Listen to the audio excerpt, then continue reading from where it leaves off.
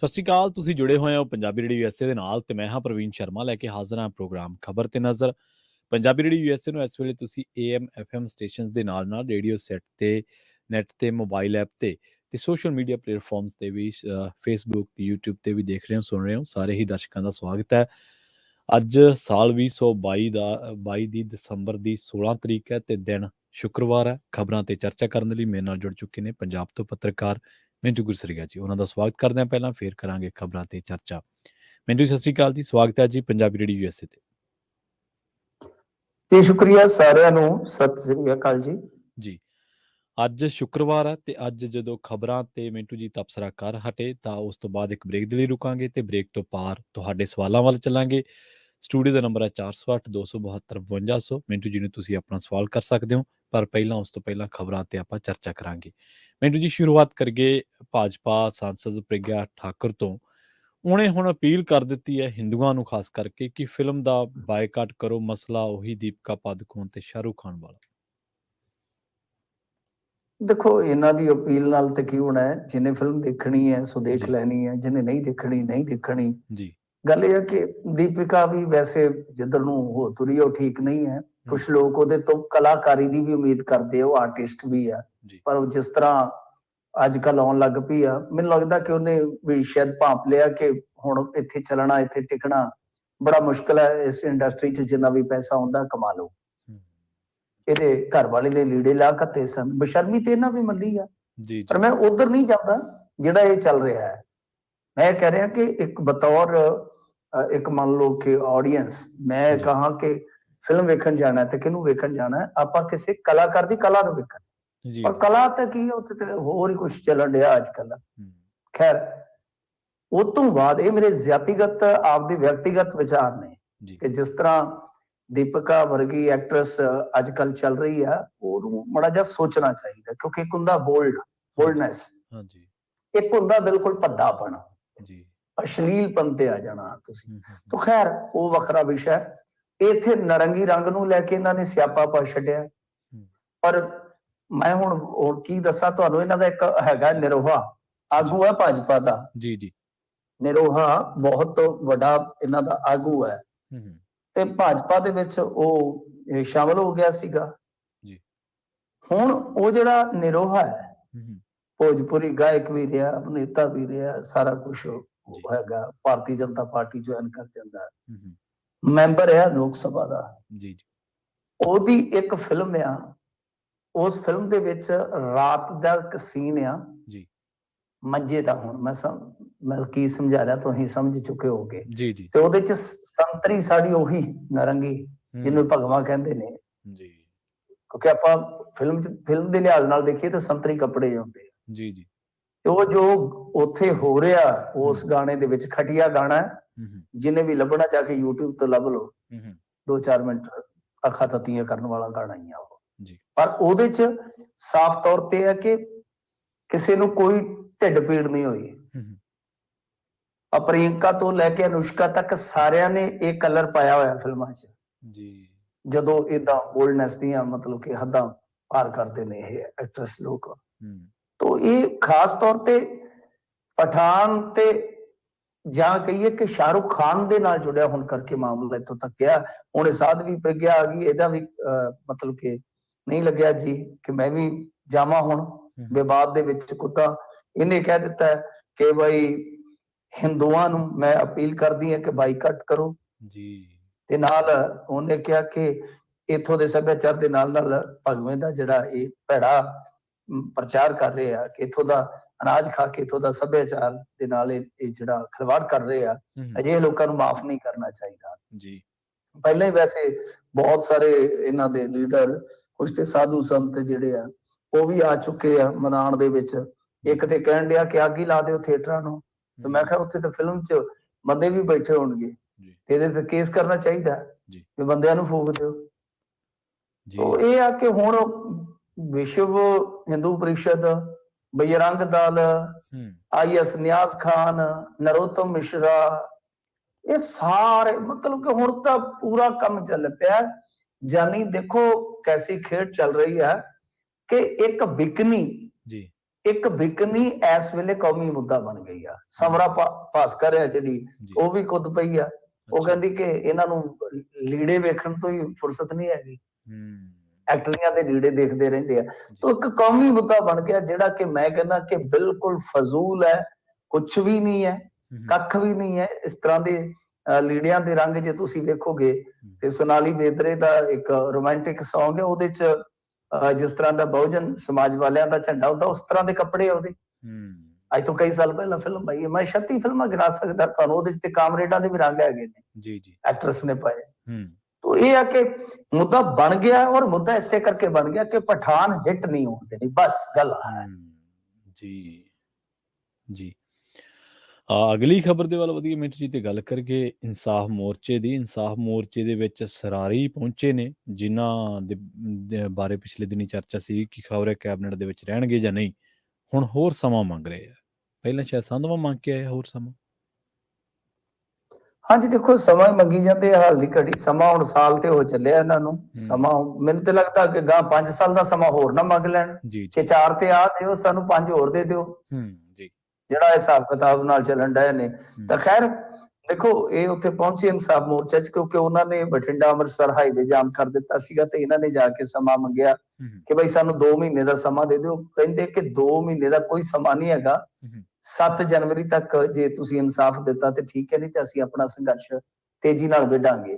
ਤਾਂ ਇਹਨਾਂ ਨੇ ਜਾ ਕੇ ਹਵਾਲਾ ਦਿੱਤਾ ਸੀਗਾ ਕਿ ਵੇਖੋ, ਗੱਲ ਇਹ ਆ ਕਿ ਫਤਿਹਗੜ੍ਹ ਸਾਹਿਬ ਦੇ ਵਿੱਚ ਹਰ ਸਾਲ ਜੋ ਸ਼ਹੀਦੀ ਜੋੜ ਮੇਲਾ ਆਯੋਜਿਤ ਕੀਤਾ ਜਾਂਦਾ ਹੈ, ਤਾਂ ਉਹਦੇ ਕਰਕੇ ਆਵਾਜਾਈ ਪ੍ਰਭਾਵਿਤ ਹੋਏਗੀ। ਹੁਣ ਉਹ ਦਿਨ ਆ ਚੁੱਕੇ ਨੇ, ਨੇੜੇ ਆ ਜਾਣੇ ਨੇ, ਤਾਂ ਤੁਸੀਂ ਇਸ ਤੋਂ ਮਤਲਬ ਕਿ ਪਲੀਜ਼ ਸੜਕ ਤੋਂ ਹਟ ਜਾਓ। ਤਾਂ ਉਹਨਾਂ ਨੇ ਚਲੋ ਇੱਕ ਵਾਰੀ ਗੱਲ ਮੰਨ ਲਈ। ਇਨਸਾਫ ਮੋਰਚਾ ਵਾਲੇ ਅੱਛੇ ਆਗੂ ਨੇ, ਮੈਂ ਤਾਂ ਉਹਨਾਂ ਨੂੰ ਸਮਝਦਾ ਕਿ ਸਮੇਂ ਦਰ ਸਮੇਂ ਉਹ ਇਸ ਤਰ੍ਹਾਂ ਦੀ ਫਲੈਕਸੀਬਿਲਿਟੀ ਦਿਖਾਉਂਦੇ ਆ, ਲਚਕੀਲਾਪਣ ਦਿਖਾਉਂਦੇ ਆ। ਤਾਂ ਹੁਣ 7 ਜਨਵਰੀ ਤੱਕ ਉਹਨਾਂ ਨੇ ਸਮਾਂ ਦਿੱਤਾ ਹੈ, ਪਰ ਮੈਨੂੰ ਨਹੀਂ ਲੱਗਦਾ ਕਿ 7 ਜਨਵਰੀ ਅੱਗੇ ਕੁਲਤਾਰ ਸੰਧਵਾ, ਹੁਣ ਕੁਲਤਾਰ ਸੰਧਵਾ ਤੇ ਉਸ ਮੂੰਹ ਨਾਲ ਜਾ ਨਹੀਂ ਸਕਦਾ। ਹੁਣ ਸਰਾਰੀ ਹੈ, ਤੇ ਸਰਾਰੀ ਪਤਾ ਨਹੀਂ 7 ਜਨਵਰੀ ਤੱਕ ਰਹੇਗਾ ਕਿ ਨਹੀਂ। ਉੱਥੇ ਕੋਈ ਤੀਸਰਾ ਹੋਰ ਆ ਜਾਏਗਾ ਮੰਤਰੀ ਕਿਹੜਾ ਮੁੱਕਰ ਚੱਲੇ ਆ, 18 ਹੋ ਜਾਣੇ ਆ, 14-15 ਤੇ ਹੋਣੇ, 2-3 ਹੋਰ ਲੈ ਲੈਣਗੇ। ਤਾਂ ਗੱਲ ਇਹ ਆ ਕਿ ਸਮਾਂ ਲਈ ਜਾਂਦੇ, ਸਮਾਂ ਅੱਗੇ ਬਥੇਰਾ ਲੈ ਲਿਆ। ਚਲੋ ਠੀਕ ਹੈ, ਤੁਸੀਂ ਨਵੇਂ ਆਏ ਸਰਕਾਰ ਚ, ਤੁਹਾਡਾ ਹੱਕ ਵੀ ਬਣਦਾ ਕੋਈ ਸਮਾਂ ਲੈ ਲਓ, ਪਰ ਇੱਕ ਵਾਰੀ ਸਮਾਂ ਲੈ ਲੈਂਦੇ ਨਾ, ਉਹ ਬਿਹਤਰ ਆ ਕਿ ਭਾਈ ਸਾਨੂੰ ਇੰਨਾ ਸਮਾਂ ਲੱਗੇਗਾ ਤੇ ਅਸੀਂ ਨਵੇਂ ਆਏ ਆ, ਸੱਤਾ ਚਲਾਉਣ ਆਏ ਆ, ਪਹਿਲਾਂ ਥੋੜਾ ਜਿਹਾ ਕੰਮ ਸੈੱਟ ਕਰ ਲਈਏ, ਫਿਰ ਤੁਹਾਨੂੰ ਅਸੀਂ ਇਨਸਾਫ ਤੱਕ ਪਹੁੰਚਾ ਕੇ ਰਹਾਂਗੇ, ਤਾਂ ਆਪੇ ਅਗਲਾ ਖੱਜਲ ਖੁਆਰ ਨਾ ਹੁੰਦਾ। ਸੋ ਇਹ ਵੀ ਬਹੁਤ ਇੱਕ ਤਰ੍ਹਾਂ ਨਾਲ ਕਹਿ ਲਓ ਕਿ ਬਹੁਤ ਲੰਬੇ ਸਮੇਂ ਤੋਂ ਚੱਲਦਾ ਹੋਇਆ ਇਨਸਾਫ ਮੋਰਚਾ ਹੈ। ਤਾਂ ਖੈਰ ਉਧਰ ਦੂਸਰੇ ਪਾਸੇ ਲੰਬੇ ਸਮੇਂ ਤੋਂ ਚੱਲ ਰਿਹਾ ਜ਼ੀਰਾ ਧਰਨਾ ਵੀ ਜਿਹੜਾ ਹੈ, ਉਹ ਵੀ ਤਕਰੀਬਨ ਇਖਤਤਾਮ ਤੇ ਪਹੁੰਚ ਗਿਆ ਵਾ। ਕਿ ਹੁਣ ਥੋੜੀ ਦੇਰ ਪਹਿਲਾਂ ਹੀ ਮੈਂ ਦੇਖ ਰਿਹਾ ਸੀਗਾ ਕਿ ਆ ਗਏ ਬੰਦੇ ਬਾਹਰ, ਸ਼ਾਇਦ ਕੁਝ ਮਿੰਟ ਪਹਿਲਾਂ। ਤਾਂ ਲੰਬੀ ਮੀਟਿੰਗ ਜਿਹੜੀ ਆ ਮੁੱਖ ਮੰਤਰੀ ਨਾਲ ਹੋਈ ਆ। ਬਾਕੀ ਦੇਖੋ, ਹੁਣ ਵਾਈਟਸ ਵਗੈਰਾ ਤੇ ਸੁਣ ਨਹੀਂ ਸਕਦੇ ਟੈਲੀਵਿਜ਼ਨ ਚ। ਲੱਗਦਾ ਆ ਕਿ ਸ਼ਾਇਦ ਭਲਕ ਤੱਕ ਉਧਰੋਂ ਵੀ ਕੋਈ ਨਾ ਕੋਈ ਹੱਲ ਹੋ ਸਕਦਾ ਹੈ, ਕਿਉਂਕਿ ਮੁੱਖ ਮੰਤਰੀ ਦੇ ਨਾਲ ਜਦੋਂ ਮੀਟਿੰਗ ਹੋ ਜਾਂਦੀ ਆ ਤਾਂ ਤੁਹਾਨੂੰ ਪਤਾ ਕਿ 90% ਮਸਲਾ ਹੱਲ ਹੋ ਹੀ ਜਾਂਦਾ ਹੈ। ਜੀ ਬਿਲਕੁਲ। ਅਗਲੀ ਖਬਰ ਦੇ ਵੱਲ ਵਧੀਆ ਮਿੰਟ ਜੀ, ਤੇ ਪਰ ਕੇਰਾਂ ਤਾਂ ਉੱਥੇ ਹਾਲਾਤ ਜਿਹੜੇ ਉਹ ਕਾਫੀ ਸੰਜੀਦਾ ਹੋ ਗਏ ਸਨ, ਕਾਫੀ ਗੰਭੀਰ ਹੋ ਗਏ ਸਨ। ਕਹਿੰਦੇ ਸੀ ਵਾਟਰ ਕੈਨਨ, ਘੋੜਿਆਂ ਵਾਲੀ ਪੁਲਿਸ, ਹੋਰ ਵਾਹਵਾ ਕੁਛ ਉੱਥੇ ਪਹੁੰਚ ਗਿਆ ਸੀ ਪ੍ਰਸ਼ਾਸਨ ਤਰਫੋਂ। ਉਹ ਦੇਖੋ ਗੱਲ ਕੀ ਹੈ ਕਿ ਇਹ ਹੁੰਦਾ ਹੈ ਕਿ ਸਰਕਾਰ ਜਦੋਂ ਫਸ ਜਾਂਦੀ ਹੈ ਨਾ ਹਜ਼ੂਰ, ਤਾਂ ਫਿਰ ਇਹ ਸਾਰਾ ਕੁਝ ਹੁੰਦਾ ਆ। ਉਹਨਾਂ ਦੀ 20 ਤਰੀਕ ਆ, ਅੱਗੇ ਕੋਰਟ ਨੇ 5 ਕਰੋੜ ਕੀਤਾ ਸੀ ਜੁਰਮਾਨਾ, ਫਿਰ ਇਹਨਾਂ ਨੂੰ ਪਾਤਾ 15 ਕਰੋੜ ਕਿ 15 ਕਰੋੜ ਰੁਪਈਆ ਕੇ ਜਮਾ ਕਰਾਓ, ਜਿੰਨਾ ਵੀ ਉਹਨਾਂ ਦਾ ਲਾਸ ਹੁੰਦਾ ਤੁਸੀਂ ਭਰੀ ਚੱਲੋ, ਕਿਉਂਕਿ ਤੁਸੀਂ ਧਰਨਾ ਉੱਥੋਂ ਹਟਾ ਨਹੀਂ ਰਹੇ। ਕਿਉਂਕਿ ਹਾਈ ਕੋਰਟ ਨੇ ਕਿਹਾ ਸੀਗਾ ਕਿ ਇੰਨੀ ਦੂਰੀ ਤੈਅ ਕਰ ਦਿੱਤੀ ਸੀ, ਹੁਣ ਮੈਨੂੰ ਐਗਜ਼ੈਕਟ ਪਤਾ ਨਹੀਂ ਹੈ, ਤੇ ਉੱਥੇ ਜਾ ਕੇ ਧਰਨਾ ਲਾ ਲੈਣ ਤਾਂ ਕਿ ਉਹਨਾਂ ਦਾ ਕੰਮਕਾਰ ਪ੍ਰਭਾਵਿਤ ਨਾ ਹੋਵੇ, ਤੇ ਉਹਨਾਂ ਦਾ ਜਿਹੜਾ ਰਾਈਟ ਟੂ ਪ੍ਰੋਟੈਸਟ ਹੈ ਉਹ ਵੀ ਸੁਰੱਖਿਅਤ ਰਹੇ। ਹੁਣ ਗੱਲ ਤੇ ਇਹ ਹੈ ਕਿ ਸਰਕਾਰ ਕਿਸੇ ਪਾਸੇ ਵੀ ਨਾ ਹੋਈ, ਨਾ ਤਾਂ ਹੁਕਮ ਦਾ ਪਾਲਣ ਕਰਵਾ ਸਕੀ, ਤੇ ਨਾ ਆਪਣੇ ਨਾਗਰਿਕਾਂ ਨੂੰ ਜਿਹੜੇ ਉਹ ਪਿੰਡੋਂ ਬੈਠੇ ਨੇ, ਨਾ ਉਹਨਾਂ ਨੂੰ ਸੰਤੁਸ਼ਟ ਕਰਾ ਪਾਈ। ਤਾਂ ਹੁਣ 20 ਤਰੀਕ ਨੂੰ ਫੇਰ ਪੇਸ਼ ਹੋਣਾ, ਅਗਲੇ ਕੰਟੈਂਟ ਆਫ ਕੋਰਟ ਦੇ ਵਿੱਚ ਖਿੱਚ ਲੈਣਗੇ, ਤਾਂ ਜਵਾਬ ਵੀ ਦੇਣਾ ਹੈ ਨਾ। ਹੁਣ ਮੁੱਖ ਮੰਤਰੀ ਨੇ ਸੱਦ ਲਿਆ, ਕੀ ਗੱਲ ਹੈ, ਅੱਗੇ 146 ਦਿਨ ਤੋਂ ਬੈਠੇ ਬੰਦੇ ਨਹੀਂ ਸੀ ਦਿਸੇ। ਜੀ ਪਹਿਲਾਂ ਹੀ ਬੁਲਾ ਕੇ, ਇਹ ਤਾਂ ਚੁਟਕੀਆਂ ਦਾ ਕੰਮ ਹੈ ਮੁੱਖ ਮੰਤਰੀ ਦਾ। ਮੁੱਖ ਮੰਤਰੀ ਦੀ ਗੱਲ ਬਹੁਤ ਵੱਡੀ ਗੱਲ ਹੁੰਦੀ ਹੈ। ਜੀ ਤੁਸੀਂ ਟੇਬਲ ਤੇ ਬੁਲਾਉਂਦੇ ਉਹਨਾਂ ਨੂੰ, ਨਾਲ ਫੈਕਟਰੀ ਵਾਲਿਆਂ ਨੂੰ ਬੁਲਾ ਲੈਂਦੇ ਕਿ ਬਾਈ ਗੱਲ ਆ ਤੇ ਆਹ ਕਮੇਟੀ ਬਣੀ ਪਈ ਆ, ਦੁੱਧ ਦਾ ਦੁੱਧ ਪਾਣੀ ਦਾ ਪਾਣੀ ਕਰਕੇ ਤਸੱਲੀ ਕਰਾਉਣੀ ਆ। ਤੇ ਜਦੋਂ ਤਸੱਲੀ ਹੋ ਜਾਵੇ ਆਪੇ ਪਿੰਡੂ ਉੱਠ ਜਾਣਗੇ। ਉਹਨਾਂ ਦਾ ਵਿਚਾਰਿਆਂ ਦਾ ਸ਼ੌਂਕ ਹੈ ਉੱਥੇ ਤੱਪੜਾਂ ਤੇ ਰੁਲਣ ਦਾ। ਜੀ ਜੀ। ਅਗਲੀ ਖਬਰ ਦੇ ਵੱਲ ਵਧੀਏ ਮਿੰਟੂ ਜੀ, ਤੇ ਗੱਲ ਕਰੀਏ ਮਨੀਸ਼ ਤਿਵਾੜੀ ਦੀ। ਮਨੀਸ਼ ਤਿਵਾੜੀ ਨੇ ਸੰਸਦ ਦੇ ਵਿੱਚ ਭਾਸ਼ਣ ਦਿੱਤਾ ਤੇ ਭਾਸ਼ਣ ਦੇ ਵਿੱਚ ਇੱਕ ਖਾਸ ਗੱਲ ਦਾ ਜ਼ਿਕਰ ਕੀਤਾ ਬਹੁਤ ਜ਼ਿਆਦਾ। ਕਹਿੰਦੇ ਭਈਆ ਵੀ ਪੰਜਾਬੀ ਬੋਲ ਸਕਦਾ, ਤੇ ਦਰਦ ਛਲਕਿਆ ਮਨੀਸ਼ ਤਿਵਾੜੀ ਦੀ। ਦੇਖੋ, ਜਿਹੜਾ ਮਨੀਸ਼ ਤਿਵਾੜੀ ਹੈ ਨਾ, ਮਨੀਸ਼ ਤਿਵਾੜੀ ਦੇ ਪਿਤਾ ਜਿਹੜੇ ਸੀਗੇ ਉਹ ਹਿੰਦੂ ਸਨ ਜੀ। ਮਰਡਰ ਹੋਇਆ ਸੀਗਾ ਉਹਨਾਂ ਦਾ ਖੜਕੂਵਾਦ ਦੇ ਦੌਰ 'ਚ। ਜੀ ਜੀ। ਜਿਹੜੇ ਇਹਨਾਂ ਦੇ ਮਦਰ ਸੀਗੇ ਉਹ ਸਨ ਜੱਟ ਸਿੱਖ ਜੀ। ਪਰ ਸਾਡੇ ਇੱਥੇ ਕੀ ਹੈ ਕਿ ਇਹ ਹੈਗਾ ਫਰਕ, ਕੋਈ ਮੰਨੇ ਜਾਂ ਨਾ ਮੰਨੇ। ਜਿਹੜੇ ਇਸ ਤਰ੍ਹਾਂ ਦੇ ਪਰਿਵਾਰ ਆ, ਹੁਣ ਜਿਵੇਂ ਸ਼ਾਹਰੁਖ ਖਾਨ ਦਾ ਪਰਿਵਾਰ ਆ ਜੀ, ਉਹਦੀ ਘਰਵਾਲੀ ਦਾ ਨਾਂ ਤੁਹਾਨੂੰ ਪਤਾ ਨਾ ਕੀ ਹੈ? ਪਤਾ ਹੋਏਗਾ ਤੁਹਾਨੂੰ, ਬੜੀ ਜਾਣਕਾਰੀ ਹੈ ਤੁਹਾਡੀ ਇਸ ਮਾਮਲੇ 'ਚ। ਗੌਰੀ। ਗੌਰੀ, ਹਾਂਜੀ। ਉਹਦੇ ਮੁੰਡੇ ਦਾ ਨਾਮ ਕੀ ਹੈ? ਜੀ ਆਰੀਅਨ, ਸ਼ਾਇਦ ਆਰੀਅਨ ਹੀ ਹੈ। ਆਰੀਅਨ ਨਾਮ ਕਿੱਥੋਂ ਆਉਂਦਾ? ਜੀ। ਪਿੱਛੇ ਕੀ ਲੱਗਦਾ? ਖਾਨ। ਅੱਗੇ ਕੀ ਹੈ? ਗੌਰੀ। ਗੌਰੀ ਕਿੱਥੋਂ ਆਉਂਦਾ? ਤੇ ਖਾਨ ਪਿੱਛੇ ਲੱਗਦਾ ਖਾਨ ਜੀ। ਉਹ ਇਸ ਤਰ੍ਹਾਂ ਦੀ ਫੈਮਿਲੀ ਹੈ ਜਿੱਦਾਂ ਆਪਾਂ ਕਹ ਲਈਏ ਕਿ ਸੁਮੇਲਤ ਜੀ, ਦੋ ਧਰਮਾਂ ਦਾ ਸੁਮੇਲ। ਉਹਨਾਂ ਦਾ ਜਿਵੇਂ ਨਵਜੋਤ ਸਿੰਘ ਸਿੱਧੂ ਦੀ ਫੈਮਿਲੀ ਹੈ ਜੀ। ਪਰ ਇੱਕ ਧੜਾ ਮੁਆਸ਼ਰੇ 'ਚ ਹੁੰਦਾ ਹੈ ਜਿਨ੍ਹਾਂ ਨੂੰ ਇਹ ਫੈਮਿਲੀਆਂ ਜਿਹੜੀਆਂ ਨਾ ਉਹ ਵਿਚਾਰੇ ਉਹਨਾਂ ਦੀ ਨਜ਼ਰ 'ਚ ਉਧਰ ਦੇ ਹੁੰਦੇ ਤੇ ਨਾ ਉਧਰ ਦੇ। ਇੱਕ ਧੜਾ ਉਧਰ ਖਲੋਤਾ ਹੁੰਦਾ, ਇੱਕ ਉਧਰ। ਉਹ ਕਹਿੰਦਾ ਸਾਡੇ ਤੋਂ ਵੀ ਬਗਾਨੇ, ਉਹ ਕਹਿੰਦਾ ਸਾਡੇ ਤੋਂ ਵੀ ਬਗਾਨੇ, ਸਾਡੇ 'ਚ। ਉਹ ਮਨੀਸ਼ ਤਿਵਾੜੀ ਦੀ ਕਿਸਮਤ ਵੀ ਕੁਝ ਐਸੀ ਰਹੀ ਹੈ ਜੀ ਹਜ਼ੂਰ। ਜਿਹੜੀ ਗੱਲ ਲਾਈ ਹੈ ਨਾ ਉਹਨਾਂ ਨੇ, ਹਾਂਜੀ, ਗੱਲ ਲਾਈ ਹੈ ਕਿ ਬਈ ਬਹੁਤ ਸਾਰੇ ਮੌਕਿਆਂ ਤੇ ਮੈਨੂੰ ਜੇ ਪਿਛਾ ਧੱਕਿਆ ਗਿਆ ਤਾਂ ਇਹ ਕਹਿ ਕੇ ਕਿ ਬਈ ਇਹ ਤਾਂ ਭਈਆ ਇਹ ਤਾਂ ਪੰਜਾਬੀ ਵੀ ਨਹੀਂ ਚੱਜ ਨਾਲ ਬੋਲ ਸਕਦਾ। ਗੱਲ ਇੱਥੇ ਲਾਈ ਹੈ, ਗੱਲ ਟਿਕਾਣੇ ਤੇ ਲਾਈ ਹੈ ਮਨੀਸ਼ ਤਿਵਾੜੀ ਨੇ, ਕਿਉਂਕਿ ਆਪਣੇ ਤੇ ਵਿਰੋਧ ਕਰਦੇ ਆ ਨਾ ਕਾਂਗਰਸ ਦੇ ਵਿੱਚ, ਔਰ ਇਹ ਤੇ G25 ਵਾਲਿਆਂ ਦੇ ਵਿੱਚੋਂ ਹੈ। ਸੋ ਇਸ ਕਰਕੇ ਪੰਜਾਬੀ 'ਚ ਬੋਲਿਆ ਮਨੀਸ਼ ਤਿਵਾੜੀ, ਔਰ ਪੰਜਾਬੀ 'ਚ ਵੀ ਚਿਬ ਕੱਢ ਪੰਜਾਬੀ ਜਿਹਨੂੰ ਆਂਦੇ ਆ ਜੀ। ਅੱਛਾ, ਮਤਲਬ ਕਿ ਪਿਰੋ ਕੇ ਉੱਥੇ ਬੋਲਿਆ ਮਨੀਸ਼ ਤਿਵਾੜੀ। ਔਰ ਮਨੀਸ਼ ਤਿਵਾੜੀ ਨੇ ਪਿਛਲੇ ਦਿਨੀ ਇੱਕ ਮੁੱਦਾ ਵੀ ਚੁੱਕਿਆ ਸੀਗਾ ਬਿਲਕਿਸ ਬਾਨੋ ਦੇ, ਜੋ ਛੱਡੇ ਗਏ ਸੀ ਮੁਜਰਮ। ਹਾਂਜੀ ਹਾਂਜੀ, ਗੁਨਾਹਗਾਰ ਜਿਹੜੇ ਛੱਡੇ ਗਏ ਸੀ, ਉਦੋਂ ਵੀ ਉਹਨਾਂ ਨੇ ਬਹੁਤ ਸ਼ਾਨਦਾਰ ਆਪਣੇ ਸ਼ਬਦ ਜਿਹੜੇ ਬੋਲੇ ਸਨ। ਤਾਂ ਇਹ ਆ ਕਿ ਮਨੀਸ਼ ਤਿਵਾੜੀ ਨੇ ਜਿਹੜੀਆਂ ਗੱਲਾਂ ਕਹੀਆਂ ਤਾਂ ਉਹ ਵਾਕਿਆ ਉਹਨਾਂ ਦੇ ਦਰਦ ਨੂੰ ਕਿਤੇ ਨਾ ਕਿਤੇ ਬਿਆਨ ਕਰਦੀਆਂ ਨੇ। ਖੈਰ, ਨਾਲ ਉਹਨਾਂ ਨੇ ਇਹ ਵੀ ਕਿਹਾ ਕਿ ਗੜਸ਼ੰਕਰ ਹਲਕੇ ਦੇ ਵਿੱਚ 2 ਫੈਕਟਰੀਆਂ ਲੱਗੀਆਂ, ਦੋਵੇਂ ਹੀ ਪ੍ਰਦੂਸ਼ਣ ਫੈਲਾ ਰਹੀਆਂ ਨੇ, ਇਸ ਨਾਲ ਹਵਾ ਖਰਾਬ ਹੋ ਰਹੀ ਹੈ। ਮੈਂ ਕੇਂਦਰੀ ਵਾਤਾਵਰਣ ਮੰਤਰੀ ਭੁਪਿੰਦਰ ਯਾਦਵ ਤੋਂ ਮੰਗ ਕੀਤੀ ਹੈ ਕਿ ਕੇਂਦਰੀ ਪ੍ਰਦੂਸ਼ਣ ਕੰਟਰੋਲ ਬੋਰਡ ਦੀ ਟੀਮ ਭੇਜ ਕੇ ਫੈਕਟਰੀ ਬੰਦ ਕਰਵਾਈ ਜਾਵੇ, ਪਰ ਟੀਮ ਗਈ ਪਰ ਕੁਝ ਨਹੀਂ ਹੋਇਆ। ਮੈਂ ਮੰਗ ਕਰਦਾ ਕਿ ਫੈਕਟਰੀ ਜਿਹੜੀ ਬੰਦ ਕੀਤੀ ਜਾਵੇ। ਤੇ ਨਾਲ ਦੂਜਾ ਉਹਨਾਂ ਨੇ ਇੱਕ ਹੋਰ ਸ਼ਬਦ ਹੈ ਜਿਹੜਾ ਉਹ ਬੋਲਿਆ ਉੱਥੇ ਕਿ ਸਰਕਾਰ ਆਜ਼ਾਦੀ ਵਿੱਚ ਵਿਸ਼ਵਾਸ ਰੱਖਦੀ ਹੈ, ਕੁਐਸਚਨ ਮਾਰਕ। ਇਹ ਪੰਕਤੀ ਉਹਨਾਂ ਦੀ ਕਾਫੀ ਵਾਇਨਾਖੇਜ਼ ਆ। ਮੇਰੇ ਖਿਆਲ ਦੇ ਨਾਲ ਇੱਥੇ ਗੱਲ ਲਾਈ ਗਈ ਆ ਕਿਰਨ ਰਿਜੀਜੂ ਤੇ। ਮਤਲਬ ਕਿ ਮਨੀਸ਼ ਤਿਵਾੜੀ ਇੱਕ ਐਸਾ ਲੀਡਰ ਆ ਕਿ ਲੋਕਲ ਨਹੀਂ ਸਹੀ ਪਰ ਨੈਸ਼ਨਲ ਮੁੱਦਿਆਂ ਤੇ ਭਿੜਨ ਵਾਲਾ ਲੀਡਰ ਆ। ਤਾਂ ਕਿਰਨ ਰਿਜੀਜੂ ਨੇ ਜੋ ਜੁਡੀਸ਼ਰੀ ਦੇ ਖਿਲਾਫ ਇੱਕ ਤਰ੍ਹਾਂ ਨਾਲ ਕਹਿ ਲਓ ਕਿ ਮੋਰਚਾ ਖੋਲ ਰੱਖਿਆ ਕਾਨੂੰਨ ਮੰਤਰੀ ਨੇ, ਉਸੇ ਸੰਦਰਭ ਚ ਕਿਹਾ ਕਿ ਕੀ ਸਰਕਾਰ ਆਜ਼ਾਦੀ 'ਚ ਯਕੀਨ ਰੱਖਦੀ ਹੈ ਕਿ ਨਹੀਂ। ਬਹੁਤ ਵੱਡੀ ਗੱਲ ਹੈ ਸੂਰ, ਸਦਨ 'ਚ ਖਲੋ ਕੇ ਕਾਨੂੰਨ ਮੰਤਰੀ ਦੇ ਸਾਹਮਣੇ ਕਾਨੂੰਨ ਮੰਤਰੀ ਨੂੰ ਕਹਿਣਾ। ਜੀ ਜੀ। ਅਗਲੀ ਗੱਲ ਕਰੀਏ ਮਿੰਟੂ ਜੀ, ਚੰਡੀਗੜ੍ਹ ਦੇ SSP ਦੇ ਮਸਲੇ ਦੀ। ਸੰਦੀਪ ਗਰਗ ਬਾਰੇ ਸੁਣਨ ਦੇ ਵਿੱਚ ਆ ਰਿਹਾ ਵੀ ਉਹ ਹੋ ਸਕਦੇ ਨੇ ਚੰਡੀਗੜ੍ਹ ਦੇ ਨਵੇਂ SSP। ਦੇਖੋ 3 ਨੇ ਤੇ ਤਿੰਨਾਂ ਦੇ ਵਿੱਚੋਂ ਕਹਿੰਦੇ ਆ ਕਿ ਮਤਲਬ ਕਿ ਸੰਦੀਪ ਗਰਗ ਦਾ ਨਾਮ ਹੈ ਜਿਹੜਾ ਉਹ ਫਾਈਨਲ ਹੋ ਸਕਦਾ ਹੈ। ਬਾਕੀ ਹੁਣ ਦੇਖੋ ਜਿਹੜੀ ਮੋਹਰ ਆ ਉਹ ਲੱਗ ਜਾਣੀ ਹੈ, ਚਾਹੇ ਕੋਈ ਵੀ ਆ। ਮੇਨ ਗੱਲ, ਮੁੱਖ ਦੀ ਗੱਲ ਜਿਹੜੀ ਆ ਉਹ ਇਹੋ ਹੈ ਕਿ 3 ਅਫਸਰਾਂ ਦਾ ਪੈਨਲ ਇਹਨਾਂ ਨੇ ਖਿਲਾ ਦਿੱਤਾ ਆ। 3 ਅਫਸਰ ਜਿਹੜੇ ਆ ਉਹ ਇੱਕ ਤੇ ਹੈਗੇ ਭਾਗੀਰਥ ਮੀਨਾ ਜੀ, ਤੇ ਇੱਕ ਹੈਗੇ ਸੰਦੀਪ ਗਰਗ ਜੀ, ਇੱਕ ਹੈਗੇ ਨੇ ਚੌਧਰੀ ਸਾਹਿਬ। ਤੇ ਇਹਨਾਂ ਤਿੰਨਾਂ ਨੂੰ ਮਤਲਬ ਕਿ ਉਹ ਤਿੰਨਾਂ ਨਾਵਾਂ ਨੂੰ ਉਹਨਾਂ ਨੇ ਭੇਜ ਦਿੱਤਾ ਹੈ ਪੈਨਲ ਬਣਾ ਕੇ।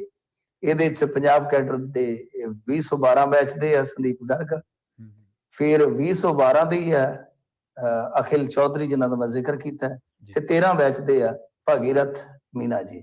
ਤਾਂ ਇਹਦਾ ਮਤਲਬ ਇਹ ਆ ਕਿ ਸਨਿਓਟੀ 12 ਵਾਲੇ ਦੀ ਬਣ ਗਈ ਜੀ, 12 ਵਾਲੇ ਦੀ ਬਣ ਗਈ ਤੇ ਉਹਦੇ ਵਿੱਚੋਂ ਵੀ ਜਿਹੜੇ ਗਰਕ ਨੇ ਉਹਨਾਂ ਦਾ ਤਜਰਬਾ ਕਹਿ ਲਓ ਕੁਛ ਮਤਲਬ ਕਿ ਅਫਸਰਾਂ ਦਾ ਕੁਛ ਬੰਦਿਆਂ ਦਾ ਤਜਰਬਾ ਕੁਛ ਵੱਖਰਾ ਹੁੰਦਾ ਹੈ। ਤਾਂ ਹੋ ਸਕਦਾ ਕਿ ਇਸੇ ਆਧਾਰ ਤੇ ਮੀਡੀਆ ਰਿਪੋਰਟਾਂ ਜਿਹੜੀਆਂ ਸ਼ਾਦੀ ਭਰ ਰਹੀਆਂ ਨੇ ਕਿ ਸੰਦੀਪ ਗਰਗ ਨੂੰ ਉਥੋਂ ਦਾ ਚਾਰਜ ਦਿੱਤਾ ਜਾ ਸਕਦਾ। ਪਰ ਮੁੱਖ ਦੀ ਗੱਲ ਜਾਂ ਕਹਿ ਲਓ ਸੁਖਦ ਗੱਲ ਇਹ ਆ ਕਿ ਪੰਜਾਬ ਕਾਡਰ ਦਾ ਹੀ ਅਫਸਰ ਜਿਹੜਾ ਹੈ IPS ਹੈ ਜਿਹੜਾ ਉਹ ਚੰਡੀਗੜ੍ਹ ਦਾ ਉੱਥੇ SSP ਹੋਏਗਾ ਜਿਹਦੇ ਤੋਂ ਅੱਗੇ ਸਾਰਾ ਇਹ ਰੇੜਕਾ ਪਿਆ ਵਾ।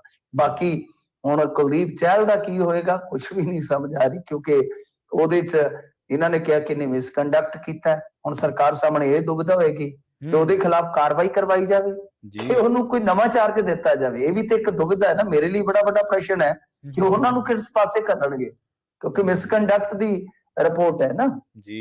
ਹਾਲਾਂਕਿ ਜੇ ਤੁਸੀਂ ਦੇਖੋਗੇ ਤਾਂ ਫਿਰ ਥੋੜਾ ਜਿਹਾ ਦੂਜੇ ਪੱਖ ਤੋਂ ਵੀ ਆਪਾਂ ਦੇਖੀਏ ਤੇ ਉਹ ਵੀ ਚਰਚਾ ਚੱਲ ਰਹੀ ਹੈ ਕਿ ਇਹ ਜਿਹੜੇ ਪੈਨਲ ਭੇਜਣ ਵਾਲੇ ਬੋਲ ਸਨ ਰਾਜਪਾਲ ਸਾਹਿਬ ਦੇ ਕੀ ਉਹ ਮਤਲਬ ਕਿ ਲਿਖਤੀ ਸਨ ਜਾਂ ਵਰਬਲੀ ਸਨ। ਜੇ ਵਰਬਲੀ ਹੈ ਤਾਂ ਫਿਰ ਤਾਂ ਉਹਨਾਂ ਦੀ ਕੋਈ ਵਕਤ ਨਹੀਂ, ਪਰ ਜੇ ਲਿਖਤੀ ਨੇ ਤਾਂ ਲਿਖਤੀ ਬਈ ਇਹਨਾਂ ਨੇ ਅੱਗੋਂ ਫਿਰ ਜਵਾਬ ਕਿਉਂ ਨਹੀਂ ਦਿੱਤਾ। ਕੁਝ ਵਾਵਾ ਸਵਾਲ ਜਿਹੜੇ ਇਸ ਮਾਮਲੇ ਦੇ ਵਿੱਚ ਹੈਗੇ ਜੀ ਜੀ ਜੀ। ਅਗਲੀ ਖਬਰ ਦੇ ਵੱਲ ਵਧਣ ਤੋਂ ਪਹਿਲਾਂ ਇੱਕ ਵਾਰ ਫਿਰ ਆਪਾਂ ਆਪਣੇ ਸਰੋਤਿਆਂ ਨੂੰ ਦਰਸ਼ਕਾਂ ਨੂੰ ਚੇਤਾ ਕਰਵਾ ਦਈਏ ਕਿ ਅੱਜ ਸ਼ੁੱਕਰਵਾਰ ਆ। ਅੱਜ ਮਿੰਟੂ ਜੀ ਤੁਹਾਡੇ ਸਵਾਲ ਲੈਣਗੇ। ਸਟੂਡੀਓ ਦਾ ਨੰਬਰ ਹੈ 408 272 5200। ਇਸ ਨੰਬਰ ਤੇ ਤੁਸੀਂ ਕਾਲ ਕਰਕੇ ਆਪਣਾ ਸਵਾਲ ਮਿੰਟੂ ਜੀ ਨੂੰ ਪੁੱਛ ਸਕਦੇ ਹੋ ਕੋਈ ਵੀ। ਤੇ ਆਪਾਂ ਅਗਲੀ ਖਬਰ ਦੇ ਵੱਲ ਵਧਦੇ ਹਾਂ, ਗੱਲ ਕਰਦੇ ਹਾਂ ਭਾਜਪਾ ਮਾਫ ਕਰਨਾ ਭਾਜਪਾ ਸੰਸਦ ਮੈਂਬਰ ਦੀ ਗੱਲ ਕਰ ਚੁੱਕੇ ਹਾਂ। ਸ਼ਹੀਦੀ ਜੋੜ ਮੇਲੇ ਲਈ ਜਿਹੜਾ ਪੰਜਾਬ ਸਰਕਾਰ ਨੇ ਹੱਥ ਕੁੱਟਿਆ ਮਿੰਟੂ ਜੀ। ਦੇਖੋ ਬਿਲਕੁਲ ਇਹਨਾਂ ਨੇ 10 ਲੱਖ ਰੁਪਇਆ ਦਿੱਤਾ। ਆਪਾਂ ਜੋੜ ਮੇਲੇ ਦਾ ਜ਼ਿਕਰ ਪਹਿਲਾਂ ਹੀ ਕੀਤਾ ਵਾ ਕਿ ਜੋੜ ਮੇਲੇ ਦਾ ਦਿਨ ਜਿਹੜਾ ਹੈ ਉਹ ਤਕਰੀਬਨ ਹੁਣ ਨੇੜੇ ਆ ਗਿਆ ਹੈ। ਤੇ ਇਹ ਜੋ ਇੱਕ ਤਰ੍ਹਾਂ ਨਾਲ ਕਹਿ ਲਓ ਕਿ ਸਾਰਾ ਹੁੰਦਾ ਹੈ ਉੱਥੇ ਬਹੁਤ ਵੱਡਾ ਤੁਹਾਨੂੰ ਪਤਾ ਪ੍ਰਬੰਧ ਕਰਨਾ ਪੈਂਦਾ ਹੈ ਜੀ ਜੀ। ਲੱਖਾਂ ਸ਼ਰਧਾਲੂ ਆਉਂਦੇ ਨੇ, ਨਤਮਸਤਕ ਹੋਣ ਆਉਂਦੇ ਨੇ ਤੇ ਉੱਥੇ ਹੁਣ ਜਿਹੜੀ ਇਸ ਲਾਸਾਨੀ ਸ਼ਹਾਦਤ ਵਾਸਤੇ ਸਾਰੇ ਪ੍ਰਬੰਧ ਦੀ ਜਿਹੜੀ ਰਕਮ ਲੱਗਣੀ ਹੈ, ਚਲੋ ਉਹ ਰਕਮ ਕਦੇ ਥੋੜੀ ਥੋੜੀ ਹੁੰਦੀ, ਉਹ ਤਾਂ ਸਾਰਾ ਕੁਛ ਜਿਹੜਾ ਹੋ ਜਾਂਦਾ ਹੁੰਦਾ। ਪਰ ਸਰਕਾਰ ਵੱਲੋਂ ਜਿਹੜਾ ਕੰਟਰੀਬਿਊਸ਼ਨ ਹੈ ਉਹ 10 ਲੱਖ ਰੁਪਏ ਜੀ। ਤੇ ਜੇ ਆਪਾਂ ਹੁਣ ਦੇਖੀਏ ਤਾਦਾਦ ਦੇ ਹਿਸਾਬ ਨਾਲ ਤੇ ਜੇ ਪ੍ਰਤੀ ਵਿਅਕਤੀ ਦੇ ਹਿਸਾਬ ਨਾਲ ਜਿੰਨੀ ਉੱਥੇ ਸੰਗਤ ਆਉਂਦੀ ਹੈ, ਮੇਰੇ ਖਿਆਲ ਦੇ ਨਾਲ ਇਹ 5 ਕੁ ਦਿਨ ਤੇ ਚੱਲਦਾ ਹੈ ਨਾ ਇਹ ਜਿਹੜੇ ਸ਼ਹੀਦੀ ਸਮਾਗਮ ਹੁੰਦੇ ਨੇ, ਜੋੜ ਮੇਲਾ ਜਿਹੜਾ ਲੱਗਦਾ ਆ। ਇਹ ਜੇ ਆਪਾਂ ਵੇਖੀਏ 5 ਵੀ ਦਿਨ ਚੱਲੇ ਸੰਗਤ, 5 ਦਿਨ ਉਹਨਾਂ ਦੀ ਭਰਪੂਰ ਆਮਦ ਰਹੇ ਸੰਗਤ ਦੀ। ਤੇ ਉੱਥੇ ਜੇ ਮੰਨ ਲਓ ਕੋਈ 20 ਲੱਖ ਵੀ ਆਉਂਦਾ ਸ਼ਰਧਾਲੂ ਤੇ ਕਿੰਨੇ ਪੈਸੇ ਹੋ ਗਏ ਪਰ ਕੈਪੀਟਾ ਲਾ ਲਓ। ਇਹ 10 ਲੱਖ ਰੁਪਏ ਜਿਹੜਾ ਜਾਂ 10 ਲੱਖ ਹੀ ਆਉਂਦਾ ਤੇ ਕਿੰਨੇ ਆਏ ਪਰ ਕੈਪੀਟਾ। ਤਾਂ ਗੱਲ ਇਹ ਹੈ ਕਿ ਜਾਂ ਤਾਂ ਦੇਣੇ ਬੰਦ ਕਰੋ, ਜਿਵੇਂ ਅੱਗੇ ਹੀ ਵਿਚਾਰ ਚਰਚਾ ਚੱਲ ਰਹੀ ਹੈ, ਫਿਰ ਬਈ ਕਿਸੇ ਵੀ ਧਾਰਮਿਕ ਸਮਾਗਮ ਤੇ ਟੈਕਸ ਪੇਅਰਸ ਦਾ ਪੈਸਾ ਨਾ ਦੇਵੋ ਕਿਉਂਕਿ ਅੱਗੇ ਰੌਲਾ ਪੈ ਗਿਆ ਨਾ। ਅੱਗੇ ਇਹਨਾਂ ਨੇ ਮਤਲਬ ਕਿ ਮਦਰਸਿਆਂ ਦੇ ਜਿਹੜੇ ਹੈਗੇ ਨੇ ਮੁਲਾਜ਼ਮ, ਉਹਨਾਂ ਨੂੰ ਤਨਖਾਹ ਲਾਈ ਹੋਈ ਹੈ ਸੁਪਰੀਮ ਕੋਰਟ ਦੇ ਹੁਕਮ ਤੇ। ਤਾਂ ਉਹ ਜਿਹੜੇ ਸੂਚਨਾ ਕਮਿਸ਼ਨਰ ਨੇ ਉੱਤੇ ਨੈਸ਼ਨਲ ਲੈਵਲ ਤੇ, ਤਾਂ ਉਹਨਾਂ ਨੇ ਬਹੁਤ ਵੱਡੇ ਸਵਾਲ ਚੁੱਕੇ ਆ ਕਿ ਇਹ ਵਿਤਕਰੇਬਾਜ਼ੀ ਹੈ। ਤਾਂ ਉਹ ਹੌਲੀ ਹੌਲੀ ਮੈਨੂੰ ਲੱਗਦਾ ਕਿ ਇਧਰਲੇ ਪਾਸੇ ਵੀ ਆ ਜਾਣਾ। ਸਾਰੇ ਧਰਮਾਂ ਦਾ ਮਾਮਲਾ ਜਿਹੜਾ ਨਾ ਉਹ ਇੱਕ ਦਿਨ ਇਸ ਤਰ੍ਹਾਂ ਕਾਨੂੰਨੀ ਲੜਾਈ ਦੇ ਰੂਪ ਚ ਆ ਜਾਣਾ। ਪਰ ਜਦੋਂ ਤੱਕ ਤੁਸੀਂ ਦੇ ਰਹੇ ਹੋ ਜਾਂ ਤਾਂ ਚੱਜ ਨਾਲ ਥੋੜੀ ਬਹੁਤੀ ਰਕਮ ਜਿਹੜੀ ਦੇਵੋ, ਘੱਟੋ ਘੱਟ ਕੋਈ ਕਰੋੜ ਰੁਪਈਆ ਦਿਓ। ਅੱਜ ਦੇ ਦੌਰ ਚ ਬਣਦਾ ਕੀ ਹੈ। ਤੇ ਜੇ ਨਹੀਂ ਤੇ ਫਿਰ ਚੁੱਪ ਕਰਕੇ ਹੱਥ ਜੋੜ ਦਿਓ ਕਿ ਅਸੀਂ ਤਾਂ ਭਾਈ ਮੱਥਾ ਹੀ ਟੇਕ ਸਕਦੇ ਹਾਂ। ਐਵੇਂ 10 ਲੱਖ ਰੁਪਈਆ ਤੁਸੀਂ ਦੱਸੋ, ਜਿਵੇਂ ਆਪਾਂ ਗਿਣਤੀ ਲਾਈ ਹੈ ਕਿ ਮੋਟਾ ਅੰਦਾਜ਼ਾ, ਵੈਸੇ ਤੇ ਫਤਿਹਗੜ੍ਹ ਸਾਹਿਬ ਦਾ ਕੋਈ ਜਾਣੂ ਹੈ ਜਿਹੜਾ ਉਹ ਤੁਹਾਨੂੰ ਦੱਸ ਦੇਗਾ ਕਾਲਾਂ ਚ ਆ ਕੇ ਕਿ ਅਪਰੋਕਸੀਮੇਟਲੀ ਕਿੰਨੀ ਕੁ ਸੰਗਤ ਦੀ ਉੱਥੇ ਆਮਦ ਹੁੰਦੀ ਹੈ 5-7 ਦਿਨ ਨੂੰ। ਜੇ ਆਪਾਂ ਮੰਨੀਏ ਕਿ 5-7 ਦਿਨ ਆਮਦ ਹੁੰਦੀ ਹੈ ਤਾਂ ਮੇਰਾ ਤਾਂ ਮੰਨਣਾ ਹੈ ਨਾ ਕਿ 10 ਲੱਖ ਤੇ ਘੱਟੋ ਘੱਟ ਸ਼ਰਧਾਲੂ ਆਉਂਦਾ ਹੋਏਗਾ। ਤਾਂ ਇਸ ਕਰਕੇ ਇਸ ਲਿਹਾਜ਼ ਦੇ ਨਾਲ ਤਾਂ ਬਹੁਤ ਕਹਿ ਲਓ ਕਿ ਨਿਗੂਣੀ ਜੀ ਰਕਮ ਹੈ।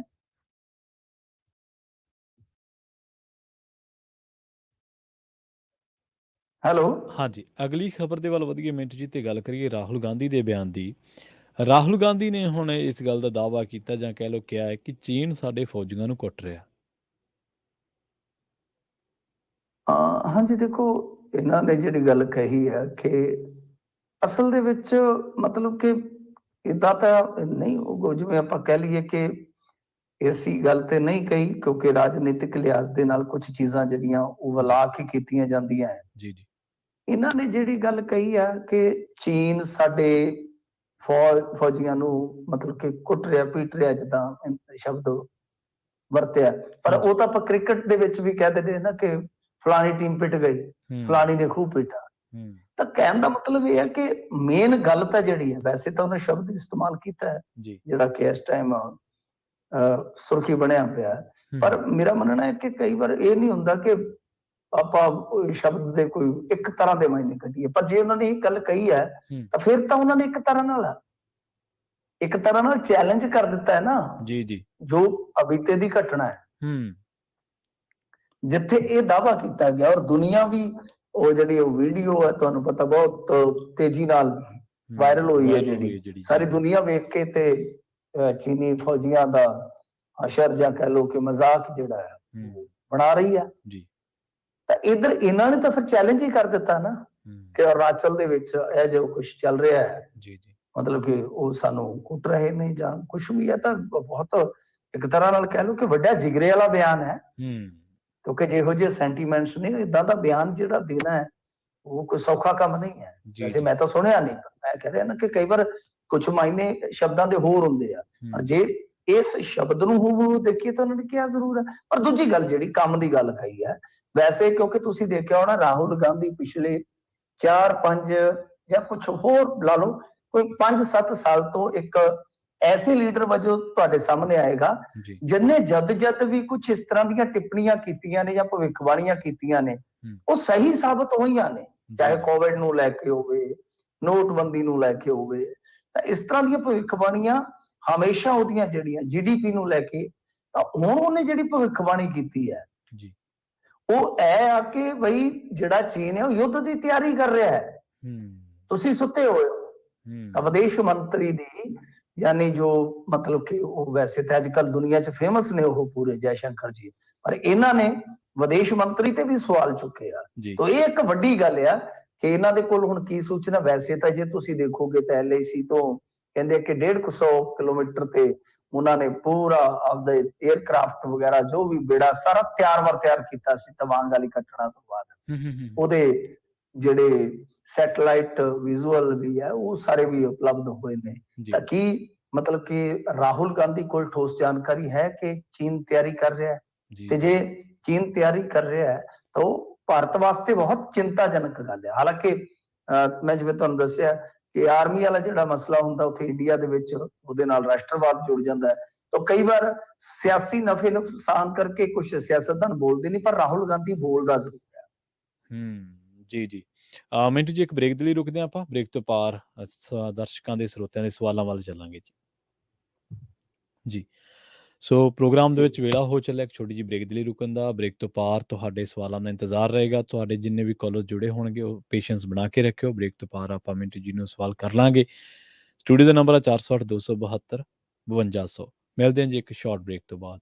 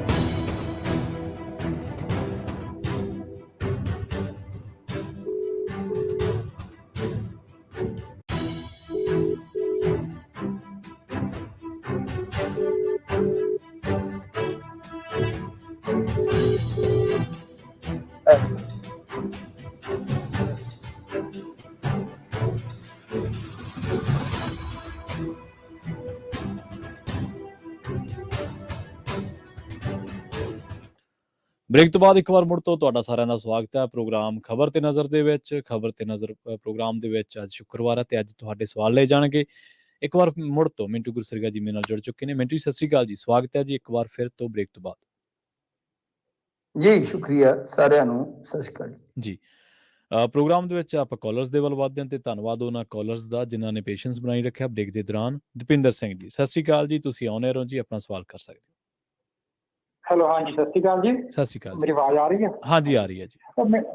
ਆਪਣਾ ਮੈਂ ਮਿੰਟੂ ਜੀ, ਇੱਕ ਤੁਸੀਂ ਹੋ ਗਿਆ ਮਹੀਨਾ ਕੁ ਹੋ ਗਿਆ ਖਬਰ ਕੀਤੀ ਸੀ, ਗੱਲ ਕਲੀਅਰ ਨਹੀਂ ਸੀ ਕੀਤੀ। ਤੁਹਾਨੂੰ ਪਤਾ ਵੀ ਕਈ ਵਾਰੀ ਤੁਹਾਡੇ ਕੋਲ ਵੀ ਪੂਰੀ ਜਾਣਕਾਰੀ ਨਹੀਂ ਹੁੰਦੀ। ਤੁਸੀਂ ਕੋਈ ਦਬਾਬੇ ਦੇ ਕਾਂਗਰਸੀ ਲੀਡਰ ਬਾਰੇ ਕਹਿੰਦੇ ਸੀਗੇ, ਉਹ ਭਾਜਪਾ 'ਚ ਛਾਲ ਮਾਰਨ ਨੂੰ ਤਿਆਰ ਹੈਗਾ, ਵੀ ਵਧੀਆ ਸਪੋਰਟਸਮੈਨ ਹੈ, ਤੁਹਾਡਾ ਇਸ਼ਾਰਾ ਤਾਂ ਸਮਝ ਗਏ ਸੀਗੇ। ਉਹਦੀ ਕੋਈ ਅਪਡੇਟ ਹੈਗੀ ਹੈ? ਤੇ ਦੂਜਾ ਜਿਹੜਾ ਆਪਣਾ ਸਿੱਧੂ ਮੂਸੇਵਾਲੇ ਦਾ ਕੇਸ ਹੈ, ਮੈਂ ਇੰਟਰਵਿਊ ਸੁਣੀ ਹੈ ਆਪਣੀ, ਬਹੁਤ ਲੋਕਾਂ ਨੇ ਸੁਣੀ ਹੋਣੀ ਹੈ ਗੋਲਡੀ ਬਰਾੜ ਦੀ।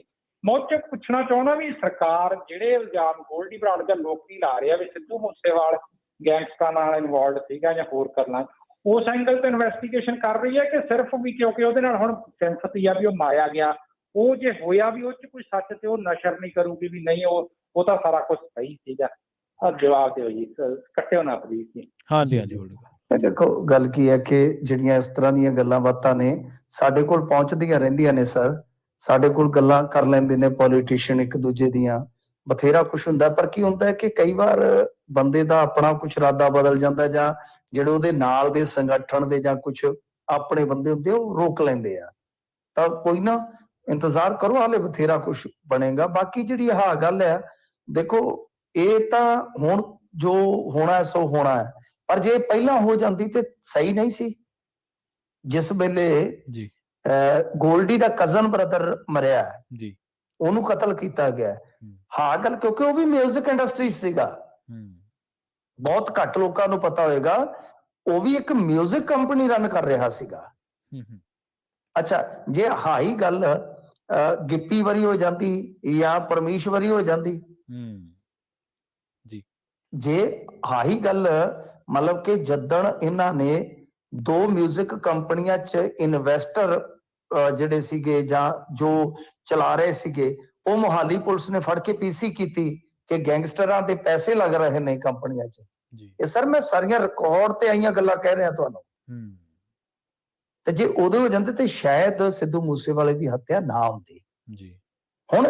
ਹੁਣ ਹੋਏਗੀ ਕਿ ਨਹੀਂ, ਹੁਣ ਹੋਏ ਦੀ ਤਾਂ ਮੈਂ ਕੁਝ ਨਹੀਂ ਕਹਿ ਸਕਦਾ, ਹੋਏਗੀ ਕਿ ਨਹੀਂ, ਪਰ ਮੈਂ ਤੁਹਾਨੂੰ ਦੱਸਿਆ ਕਿ ਜਦੋਂ ਹੋ ਸਕਦੀ ਸੀ ਉਦੋਂ ਹੋਈ ਨਹੀਂ, ਤੇ ਜਦੋਂ ਉਹ ਹੋ ਜਾਂਦੀ ਤੇ ਆ ਨਾ ਹੁੰਦੀ। ਇਹ ਸਾਫ਼ ਆ। ਜੀ ਅਮਰਜੀਤ ਬੈਂਸ ਜੀ ਸਤਿ ਸ਼੍ਰੀ ਅਕਾਲ ਜੀ, ਤੁਸੀਂ ਆਉਣੇ ਰਹੋ ਜੀ। ਅਮਰਜੀਤ ਜੀ ਤੁਸੀਂ ਆਉਣੇ ਰਹੋ ਜੀ। ਸਤਿ ਸ਼੍ਰੀ ਅਕਾਲ ਜੀ। ਸਤਿ ਸ਼੍ਰੀ ਅਕਾਲ। ਮਿੰਟੂ ਭਾਈ, ਜੇ ਮੈਂ ਸਹੀ ਸਮਝਿਆ ਨਾ, ਤੁਸੀਂ ਕਿਹਾ ਸੀਗਾ ਵੀ ਗੌਰਵ ਨੇ 10 ਲੱਖ ਰੁਪਈਆ ਸ਼ਹੀਦਾਂ ਵਾਲੇ ਦਿਨਾਂ ਲਈ ਦਿੱਤਾ ਨਾ। ਜਦੋਂ ਮੈਂ ਬਲੀਵ ਕਰਦਾ, ਮੰਨਦਾ ਵੀ ਗਵਰਨਮੈਂਟ ਤੇ ਰਿਲੀਜਨ ਸੈਪਰੇਟ ਹੋਣੇ ਚਾਹੀਦੇ ਆ। ਚੱਲ ਇੰਡੀਵਿਜੂਅਲ ਜੇ ਕਿਸੇ ਦੇਣਾ ਪੈਸਾ ਦੇ ਸਕਦਾ ਨਾ, ਲਾਈਕ ਜੇ ਮੋਦੀ ਨੇ ਦੇਣਾ ਜਾਂ ਭਗਵੰਤ ਮਾਨ ਨੇ ਨਾ, ਤਾਂ ਇੱਦਾਂ ਨਹੀਂ ਚਾਹੀਦਾ ਵੀ ਬੀਜੇਪੀ ਨੇ 10 ਲੱਖ ਰੁਪਈਆ ਦਿੱਤਾ ਕਰਕੇ ਜਦੋਂ ਗਵਰਨਮੈਂਟ ਰਿਲੀਜਨ ਵਿੱਚ ਇਨਵੋਲਵ ਹੋਣ ਲੱਗ ਪੈਂਦੀ ਆ, ਫਿਰ ਕੰਮ ਖਰਾਬ ਹੋ ਜਾਂਦਾ। ਜਿੱਦਾਂ I think religion and government separate ਹੋਣੇ ਚਾਹੀਦੇ ਆ ਨਾ, ਇੱਦਾਂ ਫਿਰ ਉਹਨਾਂ ਦਾ ਪਾਵਰ ਹੋਣ ਲੱਗ ਪੈਂਦੀ। ਫਿਰ ਰਿਲੀਜਨ ਵਿੱਚ ਦਖਲ ਦਿੰਦੀ ਹੈ ਗਵਰਨਮੈਂਟ, ਫਿਰ ਮਾੜਾ ਅਸਰ ਆ। ਆਈ ਥਿੰਕ ਨਾ, ਤੁਹਾਡੇ ਕੀ ਵਿਚਾਰ ਹੈ ਇਸ ਗੱਲ ਤੇ ਜੀ? ਸਰ ਦੇਖੋ, ਇਹ ਜਿਹੜੀ ਸੈਪਰੇਸ਼ਨ ਹੈ ਨਾ, ਮਤਲਬ ਕਿ ਜਿਵੇਂ ਸੈਕੂਲਰ ਇੱਧਰ ਵੈਸਟਰਨ ਦੇ ਵਿੱਚ ਸੈਕੂਲਰਿਜ਼ਮ ਵੱਖਰਾ ਹੈ ਸਰਕਾਰ ਦਾ, ਇੱਥੇ ਸਰਕਾਰ ਤੇ ਸੈਕੂਲਰਿਜ਼ਮ ਦਾ ਜਿਹੜਾ ਜੇ ਆਪਾਂ ਦੇਖੀਏ ਕੰਮਕਾਰ, ਉਹ ਥੋੜਾ ਅਲੱਗ ਹੈ। ਧਰਮ ਉਹਦੇ 'ਚ ਦਖਲ ਨਹੀਂ ਦਿੰਦਾ ਜੀ ਜੀ, ਪਰ ਸਾਡੇ ਇੰਡੀਆ 'ਚ ਸੈਕੂਲਰਿਜ਼ਮ ਵੱਖਰੀ ਕਿਸਮ ਦਾ ਹੈ। ਇੱਥੇ ਇਹ ਆ, ਇਹਦਾ ਮਤਲਬ ਇਹ ਨਿਕਲਦਾ ਕਿ ਹਰੇਕ ਧਰਮ ਨੂੰ ਬਰੋਬਰ ਤਵੱਜੋ ਦੇਣੀ, ਕਿਸੇ ਨੂੰ ਘੱਟ ਨਹੀਂ, ਕਿਸੇ ਨੂੰ ਵੱਧ ਨਹੀਂ ਜੀ। ਜਾਂ ਤਾਂ ਹੁਣ ਸਾਰਿਆਂ ਤੇ ਕਾਨੂੰਨ ਲਿਆ ਕੇ ਕਾਂਟਾ ਮਾਰ ਦਿੱਤਾ ਜਾਵੇ, ਤੇ ਜਾਂ ਤਾਂ ਫਿਰ ਸਾਰੇ ਹੀ ਲੈਣਗੇ। ਉਹ ਅਯੁੱਧਿਆ 'ਚ ਵੀ ਲੈਣਗੇ, ਉਹ ਇੱਥੇ ਚਰਚਾਂ ਲਈ ਵੀ ਪੈਸੇ ਦਿੱਤੇ। ਮੈਂ ਤਾਂ ਤੁਹਾਨੂੰ ਡਾਟਾ ਕੱਢ ਕੇ ਸੁਣਾਇਆ ਹੋਇਆ ਜੀ, ਜਿਹੜੇ ਅੱਜ ਚਰਚਾ ਦਾ ਵਿਰੋਧ ਕਰ ਰਹੇ ਨੇ। ਇਹਨਾਂ ਦੇ ਬੰਦੇ ਜਿਹੜੇ ਅੱਜ ਵਿਰੋਧ ਕਰ ਰਹੇ ਨੇ ਐਸਜੀਪੀਸੀ ਵਾਲੇ, ਇਹਨਾਂ ਦੇ ਆਪਣੇ ਜਿਹੜੇ ਅਕਾਲੀ ਦਲ ਦੇ ਰਾਜ ਦੇ ਵਿੱਚ ਕਿਸ ਤਰ੍ਹਾਂ ਵਿਸਤਾਰ ਹੋਏ ਨੇ। ਜੀ ਜੀ, ਇਸ ਤਰ੍ਹਾਂ ਮਤਲਬ ਕਿ ਫਿਰ ਤਾਂ ਅੱਗੇ ਹੱਜ ਲਈ ਸਬਸਿਡੀ ਜਾਂਦੀ ਸੀਗੀ, ਤੁਹਾਨੂੰ ਯਾਦ ਹੋਏਗਾ, ਤਾਂ ਹੁਣ ਤੱਕ ਕੱਟ ਦਿੱਤੀ। ਮਦਰਸਿਆਂ ਲਈ ਅੱਜ ਵੀ ਤਨਖਾਹ ਜਾਂਦੀ ਹੈ। ਜਾਂ ਤਾਂ ਸਾਰਾ ਕੁਝ ਅਮੈਂਡ ਕਰਕੇ ਸਾਰਾ ਕੁਝ ਹੀ ਕਾਂਟਾ ਵੱਜ ਜਾਵੇ ਟੈਕਸ ਪੇਅਰਸ ਦੇ ਪੈਸੇ ਦਾ। ਤਾਂ ਇਸ ਕਰਕੇ ਇੱਧਰਲੀ ਜਦੋਂ ਤੁਸੀਂ ਤੁਲਨਾ ਕਰਨੀ ਹੈ, ਇਹ ਜ਼ਰੂਰ ਦ੍ਰਿਸ਼ਟੀਗੋਚਰ ਰੱਖ ਲੈਣਾ ਕਿ ਇੱਥੇ ਸੈਕੂਲਰਿਜ਼ਮ ਦੀ ਪਰਿਭਾਸ਼ਾ ਵੱਖਰੀ ਹੈ, ਇੱਥੇ ਵੱਖਰੀ ਹੈ। ਜੀ ਜੀ। ਜੋਗਾ ਸਿੰਘ ਜੀ, ਸਤਿ ਸ਼੍ਰੀ ਅਕਾਲ ਜੀ, ਤੁਸੀਂ ਆਨ 에ਅਰ ਹੋ ਜੀ। ਜੋਗਾ ਸਿੰਘ ਜੀ, ਆਪਣੀ ਗੱਲ ਰੱਖ ਸਕਦੇ ਹੋ।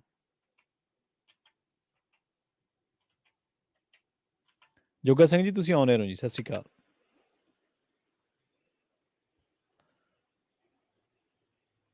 ਸ਼ਾਇਦ ਉਹਨਾਂ ਤੱਕ ਮੇਰੀ ਆਵਾਜ਼ ਨਹੀਂ ਜਾ ਰਹੀ। ਜੋਗਾ ਸਿੰਘ ਜੀ, ਤੁਸੀਂ ਆਨ 에ਅਰ ਹੋ ਜੀ। ਸਤਿ ਸ਼੍ਰੀ ਅਕਾਲ। ਸਤਿ ਸ੍ਰੀ ਅਕਾਲ ਜੀ ਸਚਿਨ ਮੰਟੂ, ਸਤਿ ਸ਼੍ਰੀ ਅਕਾਲ। ਸਤਿ ਸ਼੍ਰੀ ਅਕਾਲ ਜੀ। ਮੇਰੇ ਇੱਕ ਸੁਝਾਅ ਹੈ ਜੀ, ਹਾਂਜੀ, ਕਿ ਜਿਹੜੇ ਸਰਕਾਰੀ ਖਰੀਦ ਹੁੰਦੀ ਆ, MSP ਦੀ ਮੰਗ ਕਰ ਰਹੇ ਆ ਜੀ, ਜੇ ਸਰਕਾਰੀ ਖਰੀਦ ਬੰਦ ਕਰਕੇ ਪ੍ਰਾਈਵੇਟ ਖਰੀਦ ਸ਼ੁਰੂ ਕੀਤੀ ਜਾਵੇ, ਉਹਨਾਂ ਲਾਜ਼ਮੀ ਕਿਤੇ ਵੀ MSP ਨੂੰ ਦੇਣੀ ਹੀ ਪਊਗੀ ਜੋ ਸਰਕਾਰੀ ਕਬਜ਼ਾ ਕੀਟ ਹੈ। ਤਾਂ ਜਿਹੜੇ ਸਰਕਾਰਾਂ ਦੇ ਕਪੜੇ ਹੁੰਦੇ ਆ, ਸਟੋਰਾਂ ਲੁੱਟ ਹੁੰਦੇ ਹੈ ਜਾਂ ਬੋਰੀਆਂ ਗਾਇਬ ਹੁੰਦੀਆਂ, ਇਹ ਸ਼ਾਇਦ ਬੰਦ ਹੋ ਜਾਣ ਜੀ। ਜੇ MSP ਪ੍ਰਾਈਵੇਟ ਨੂੰ ਕੰਪਲਸਰੀ ਕੀਤਾ ਜਾਵੇ, ਸਰਕਾਰੀ ਖਰੀਦ ਨਾ ਕੀਤੀ ਜਾਵੇ, ਇਹਦੇ ਬਾਰੇ ਕੀ ਵਿਚਾਰ ਹੈ? ਸਤਿ ਸ਼੍ਰੀ ਅਕਾਲ। ਦੇਖੋ ਸਰਕਾਰ ਕਿਉਂ ਨਹੀਂ ਖਰੀਦੇਗੀ? ਸਰਕਾਰ ਨੂੰ ਖਰੀਦਣਾ ਹੀ ਪਏਗਾ ਨਾ ਅਨਾਜ PDS ਵਾਸਤੇ ਜੀ। ਜਦੋਂ ਤੱਕ NFSA ਹੈ, ਨੈਸ਼ਨਲ ਫੂਡ ਸਿਕਿਉਰਿਟੀ ਐਕਟ ਹੈ, ਉਹ ਤੁਹਾਨੂੰ 80 ਕਰੋੜ ਵਾਸਤੇ ਖਰੀਦਣਾ ਪਏਗਾ ਕਿ ਨਹੀਂ ਖਰੀਦਣਾ ਪਏਗਾ? ਔਰ 80 ਕਰੋੜ ਦੁਨੀਆ ਦਾ ਇੱਕ ਹਿੱਸਾ ਹੈ। ਜੇ ਉਹ ਪ੍ਰਾਈਵੇਟ ਪਲੇਅਰਾਂ ਤੋਂ ਖਰੀਦੂਗੇ, ਸਰਕਾਰ ਆਪਣੀ ਸਰਕਾਰੀ ਖਰੀਦ ਬੰਦ ਕਰ ਦੇਵੇ, ਪ੍ਰਾਈਵੇਟ ਪਲੇਅਰਾਂ ਤੋਂ ਖਰੀਦੇਗੀ, ਤਾਂ ਪ੍ਰਾਈਵੇਟ ਪਲੇਅਰ ਤਾਂ ਦੁੱਗਣੇ ਮੁਨਾਫੇ ਤੇ ਫਿਰ ਅੱਗੋਂ ਦੇਣਗੇ। ਸੋ ਇਸ ਕਰਕੇ ਇਹ ਵੀ ਇੱਕ ਦਿੱਕਤ ਹੈ ਨਾ ਕਿ ਤੁਹਾਨੂੰ ਉਹ 80 ਕਰੋੜ ਵਾਸਤੇ ਜਿਹੜਾ ਅਨਾਜ ਉਹ ਖਰੀਦਣਾ ਹੀ ਪਵੇਗਾ। ਫਿਰ ਇਹ ਆ ਕਿ ਅਸੀਂ ਕੱਲ ਵੀ ਗੱਲ ਕੀਤੀ ਸੀ ਕਿ ਹੁਣ ਜਿੱਦਾਂ ਸਾਡਾ ਵੀਟ ਦਾ ਸਟਾਕ ਹੈ ਉਹ ਬਹੁਤ ਜ਼ਿਆਦਾ ਘੱਟ ਹੈ, ਲੋ ਹੈ। ਸ਼ਾਇਦ ਅੱਗੇ ਵੀ ਫਸਲਾਂ ਤੇ ਆਪਾਂ ਗੱਲ ਕਰਦੇ ਰਹਿੰਦੇ ਹਾਂ ਕਿ ਭੰਡਾਰਨ ਘਟ ਰਿਹਾ ਹੈ, ਸਾਡਾ ਭੰਡਾਰਨ ਘਟ ਰਿਹਾ, ਤਾਂ ਉਹ ਭੰਡਾਰਨ ਵੀ ਤੁਹਾਨੂੰ ਰੱਖਣਾ ਪੈਂਦਾ, ਮੇਨਟੇਨ ਕਰਨਾ ਪੈਂਦਾ। ਕੋਈ ਮਤਲਬ ਕਿ ਕੋਈ ਲਾ ਲਓ ਕਿ 2 ਲੱਖ ਟਨ, ਕੋਈ 2 ਕਰੋੜ ਟਨ, ਕੋਈ ਜਿੰਨਾ ਵੀ 2 ਲੱਖ ਕਰੋੜ ਟਨ ਕੋਈ ਰੱਖੋਗੇ ਤਦ ਹੀ ਚੱਲੂਗਾ ਨਾ। ਜੀ। ਸੋ ਇਸ ਕਰਕੇ ਇਹ ਚੀਜ਼ਾਂ ਨੇ ਬੁਨਿਆਦੀ ਤੌਰ ਤੇ, ਹਾਂ ਇਹ ਹੈ ਕਿ ਜੇ MSP ਬੰਨ ਦਿੱਤੀ ਜਾਵੇ ਕਿ ਐਦੋਂ ਥੱਲੇ ਕੋਈ ਪ੍ਰਾਈਵੇਟ ਪਲੇਅਰ ਖਰੀਦੇਗਾ ਹੀ ਨਹੀਂ, ਫਿਰ ਤੇ ਰੌਲਾ ਹੀ ਨਿਬੜ ਜਾਵੇ। ਪਰ ਉਹਦੇ ਵਾਸਤੇ ਕੀ ਹੈ ਕਿ ਤੁਹਾਨੂੰ ਫਿਰ ਸਾਰਾ ਜਿਹੜਾ ਪੰਜਾਬ ਹੈ ਉਹ ਸਾਰਾ ਯਾਰਡ ਘੋਸ਼ਿਤ ਕਰਨਾ ਪਏਗਾ, ਲਾਣਨਾ ਪਏਗਾ ਜੀ। ਕਿਉਂਕਿ ਜਦੋਂ ਤੱਕ APMC ਹੈ ਉਹਦੇ ਮੁਤਾਬਕ ਤੁਸੀਂ ਯਾਰਡ 'ਚ ਆ ਕੇ ਖਰੀਦੋ ਫਰੋਖਤ ਕਰ ਸਕਦੇ ਹੋ ਨਾ, ਬਾਹਰ ਨਹੀਂ। ਸੋ ਇਸ ਕਰਕੇ ਉਹ ਮਾਮਲਾ ਜਿਹੜਾ ਉਹ ਕਾਨੂੰਨੀ ਸੋਧਾਂ ਦਾ ਮਸਲਾ ਹੈ। ਪਰ ਉਹਦੇ 'ਚ ਇਹ ਹੈ ਕਿ ਜਦੋਂ ਤੱਕ PDS ਦੇ ਤਹਿਤ ਇਹਨਾਂ ਨੇ ਅਨਾਜ ਖਰੀਦਣਾ, ਉਦੋਂ ਤੱਕ ਇਹ ਸਾਰਾ ਕੁਝ ਚੱਲੇਗਾ। ਪਰ ਮੈਂ ਜੋ ਸਮਝਦਾ, ਮੈਨੂੰ ਜੋ ਲੱਗਦਾ ਹੈ ਕਿ ਬਹੁਤ ਜਲਦੀ ਪ੍ਰਾਈਵੇਟ ਪਲੇਅਰਾਂ ਨੂੰ ਮਤਲਬ ਕਿ ਸਮਾ ਦੇਣਗੇ ਸਾਰਾ ਕੁਝ, ਥੋੜਾ ਚਿਰ ਹੀ ਹੈ, ਸਮਾ ਦੇਣਗੇ, ਸਾਰਾ ਕੁਝ ਹੋ ਜਾਏਗਾ ਬਰਾਬਰ। ਕਰ ਰਹੇ ਨੇ ਯਤਨ, ਜਿਵੇਂ ਇੱਥੇ ਮਤਲਬ ਸਾਡੇ ਦਿਹਾਤੀ ਵਿਕਾਸ ਫੰਡ ਰੋਕ ਲਏ ਆ, ਹੌਲੀ ਹੌਲੀ ਇਹਨਾਂ ਨੂੰ ਕਹਿਣਗੇ ਕਿ ਤੁਸੀਂ ਟੈਕਸ ਬਿਲਕੁਲ ਘੱਟ ਕਰੋ ਜਾਂ ਛੱਡੋ ਟੈਕਸ। ਵਿੱਚ ਤੁਸੀਂ ਖਬਰ ਕਿਤੇ ਸੁਣੀ ਹੋਣੀ ਹੈ, ਨਹੀਂ ਤਾਂ ਮੈਂ ਦੱਸ ਦਿੰਦਾ ਕਿ ਹੁਣ ਇਹ ਖਬਰਾਂ ਆ ਰਹੀਆਂ ਨੇ ਜਾਂ ਇਹ ਮੰਗ ਹੋ ਰਹੀ ਹੈ, ਪਿਊਸ਼ ਗੋਇਲ ਨੇ ਖੁਦ ਚਿੱਠੀ ਲਿਖੀ ਹੈ ਪੰਜਾਬ ਗਵਰਨਮੈਂਟ ਨੂੰ ਕਿ ਤੁਸੀਂ ਜਿਹੜੀ ਗਰੀਬਾਂ ਦੀ ਅਨਾਜ ਦੀ ਜਿਹੜੀ ਆ ਲਾਉਨੇ ਹੋ ਟੈਕਸ ਦੀ ਰਕਮ, ਇਹ ਬੰਦ ਕਰੋ। ਇਹ ਤਾਂ ਗਲਤ ਹੈ। ਇਹ ਹੌਲੀ ਹੌਲੀ ਉਹ ਫਿਰ ਮੰਡੀਕਰਨ ਢਾਂਚਾ ਖਿਸਕ ਜਾਏਗਾ, ਮੰਡੀਕਰਨ ਢਾਂਚੇ ਦੇ ਬਰੋਬਰ ਢਾਂਚਾ ਪ੍ਰਾਈਵੇਟ ਪਲੇਅਰ ਦਾ। ਔਰ ਪ੍ਰਾਈਵੇਟ ਪਲੇਅਰ ਤਿਆਰ ਨੇ ਜੀ। ਉਹ ਕਹਿੰਦੇ ਕਿ ਗੱਟਿਆਂ ਦਾ, ਬੋਰੀਆਂ ਦਾ ਰੇਟ ਤੁਹਾਡਾ ਅਸੀਂ ਉਹ ਖਤਮ ਕਰ ਦੇਣਾ, ਜੋ ਵੀ ਲੱਗਦਾ। ਕੋਈ ਤੁਹਾਨੂੰ ਵਾਰਦਾਨਾ ਦੇਣ ਦੀ ਚਿੰਤਾ ਨਹੀਂ, ਕੋਈ ਤੁਹਾਨੂੰ ਤਰਪਾਲਾਂ ਦੇਣ ਦੀ ਜਾਂ ਆ ਜਿਹੜੇ ਕਰੇਟ ਆ ਜਾਂ ਇਹ ਗੋਦਾਮ, ਇਹਨਾਂ ਦੀ ਕੋਈ ਜ਼ਰੂਰਤ ਨਹੀਂ। ਸਾਈਲੋ ਆਪਣੇ ਕੋਲ ਬਣੇ ਖਲੋਤੇ ਨੇ। ਕੋਈ ਤੁਹਾਨੂੰ ਰੇਲ ਗੱਡੀ ਦੇ ਖਰਚੇ ਨਹੀਂ ਪੈਣੇ, ਰੇਲਾਂ ਵੀ ਵੈਗਨ ਵਾਲੀਆਂ ਸਾਡੇ ਕੋਲ ਖਲੋਤੀਆਂ ਨੇ। ਪਰ ਮੈਨੂੰ ਤੇ ਲੱਗਦਾ ਹੌਲੀ ਹੌਲੀ ਟਰੱਕ ਵੀ ਇਹਨਾਂ ਨੇ ਆਪਦੇ ਬਣਾ ਲੈਣੇ ਜੀ। ਸੁਰਿੰਦਰ ਗਿੱਲ ਜੀ, ਸਤਿ ਸ਼੍ਰੀ ਅਕਾਲ ਜੀ, ਤੁਸੀਂ ਆਨ 에ਅਰ ਹੋ ਜੀ। ਸੁਰਿੰਦਰ ਜੀ, ਤੁਸੀਂ ਆਨ 에ਅਰ ਹੋ ਜੀ। ਸਤਿ ਸ਼੍ਰੀ ਅਕਾਲ। ਹਾਂਜੀ ਵੀਰ ਜੀ, ਦੋਹਾਂ ਵੀਰਾਂ ਨੂੰ ਸਤਿ ਸ਼੍ਰੀ ਅਕਾਲ ਪ੍ਰਵਾਨ ਕਰਨੀ ਜੀ। ਸਤਿ ਸ਼੍ਰੀ ਅਕਾਲ ਜੀ। ਸਤਿ ਸ਼੍ਰੀ ਅਕਾਲ ਜੀ। ਹਾਂਜੀ ਜੀ, ਮੈਂ ਭਾਜੀ ਹੁਣਾਂ ਤੋਂ ਇਹੋ ਹੀ ਥੋੜ੍ਹੀ ਜਿਹੀ ਜਾਣਨਾ ਚਾਹੁੰਦਾ ਵੀ ਜਿਹੜਾ ਲਖੀਮਪੁਰ ਖੀਰੀ ਦਾ ਉਹ ਇੱਕ ਹੁਣ ਥੋੜਾ ਜਿਹਾ ਕਿੱਸਾ ਇੱਕ ਹੋਇਆ ਤੇ ਉਹ ਗਵਾਹ ਦੇ ਭਰਾ ਨੂੰ ਉਹਨੇ ਮਾਰਕੁੱਟ ਕੀਤੀ ਆ, ਜੀ ਉਹਦੇ ਬਾਰੇ ਕੁਝ ਕੇਸ ਉਹ ਨਹੀਂ ਫਾਈਲ ਹੋਇਆ ਜਾਂ ਇਸੇ ਤਰ੍ਹਾਂ ਹੀ ਉਹਨੇ ਗੋਲਮੋਲ ਕਰ ਦਿੱਤਾ? ਜੀ ਤੇ ਜੀ ਦੂਸਰਾ ਨਹੀਂ ਜਿਹੜਾ ਸਰ, ਸਾਨੂੰ ਇਹਦੇ ਬਾਰੇ ਇੰਨਾ ਨਹੀਂ ਹੈ ਕਿ ਉਹ ਦਾਖਲ ਹੈ ਮੁੰਡਾ, ਜੀ 2 ਦਿਨ ਪਹਿਲਾਂ ਦੀ ਗੱਲ ਹੈ, ਅਸੀਂ ਖਬਰ ਵੀ ਸ਼ਾਇਦ ਕੀਤੀ ਸੁਣਾਈ ਸੀ ਹੋਏਗੀ। ਹਾਂਜੀ ਹਾਂਜੀ ਤੇ ਕੀਤੀ ਸੀ। ਹਾਂਜੀ, ਤਾਂ ਉਹ ਲੜਾਈ ਹੋਈ ਆ ਉੱਥੇ, ਮਤਲਬ ਕਿ ਸੱਟਾਂ ਲੱਗੀਆਂ ਨੇ, ਤਾਂ ਹੁਣ ਪਰਚਾ ਜੇ ਸੱਟਾਂ ਲੱਗੀਆਂ ਹਸਪਤਾਲ ਕੋਈ ਦਾਖਲ ਹੋ ਗਿਆ, ਪਰਚਾ ਤਾਂ ਕੱਟਿਆ ਜਾਏਗਾ ਨਾ ਜੀ, ਪਰਚਾ ਤਾਂ ਆਬਵੀਅਸਲੀ ਆ ਕੱਟਿਆ ਜਾਣਾ। ਤੇ ਇੱਕ ਛੋਟੀ ਜਿਹੀ ਹੋਰ ਆ ਵੀਰ ਜੀ, ਹਾਂਜੀ ਭਈ ਜਿਸ ਤਰ੍ਹਾਂ ਇਹ ਮੌਜੂਦਾ ਸਰਕਾਰ ਆ, ਇਹ ਕੁਝ ਸਹੀ ਲੋਕਾਂ ਦੀਆਂ ਇਛਾਵਾਂ ਦੇ ਮੁਤਾਬਕ ਕੁਝ ਕੰਮ ਕਰ ਰਹੇ ਆ, ਨਾ ਕਿ ਵਿਰੋਧੀ ਪਾਰਟੀਆਂ ਜੀ ਵੈਸੇ ਹੀ ਇਹਨਾਂ ਨੂੰ ਜ਼ਿਆਦਾ ਭੰਡਣ ਦੇ ਦੁਆਲੇ ਜ਼ਿਆਦਾ ਜ਼ੋਰ ਲਾ ਰਹੀਆਂ? ਇਹਦੇ ਬਾਰੇ ਥੋੜੀ ਜਿਹੀ ਜਾਣਕਾਰੀ ਦਿਓ। ਠੀਕ ਹੈ ਜੀ, ਠੀਕ ਹੈ। ਨਹੀਂ ਦੇਖੋ, ਪਾਰਟੀਆਂ ਹੀ ਨਹੀਂ ਭੰਡ ਰਹੀਆਂ, ਪਾਰਟੀਆਂ ਦਾ ਕੰਮ ਤੇ ਹੈ ਭੰਡਣਾ, ਜੀ ਪਰ ਤੁਸੀਂ ਆਪਣੇ ਆਲੇ ਦੁਆਲੇ ਫੋਨ ਕਰਕੇ ਪੁੱਛ ਲਓ। ਤੁਸੀਂ ਜੇ ਸਬੂਤ ਲੈਣਾ ਹੈ, ਤੁਸੀਂ ਆਪਣੇ ਕਿਸੇ 4 ਯਾਰ ਦੋਸਤਾਂ ਨਾਲ ਵੀਕਐਂਡ ਤੇ ਗੱਲ ਕਰੋ, ਨਾਲੇ ਤੁਹਾਡਾ ਮਨ ਹੌਲਾ ਹੋਏਗਾ, ਅਗਲੇ ਨੂੰ ਵੀ ਖੁਸ਼ੀ ਹੋਏਗੀ, ਗੱਲਾਂ ਬਾਤਾਂ ਕਰਿਓ ਤੇ ਨਾਲੇ ਪੁੱਛ ਲਿਓ ਜੀ ਤਸਵੀਰ, ਕਿਉਂਕਿ ਪੱਤਰਕਾਰਾਂ ਤੇ ਵੀ ਯਕੀਨ ਨਹੀਂ ਕਰਨਾ ਚਾਹੀਦਾ ਨਾ।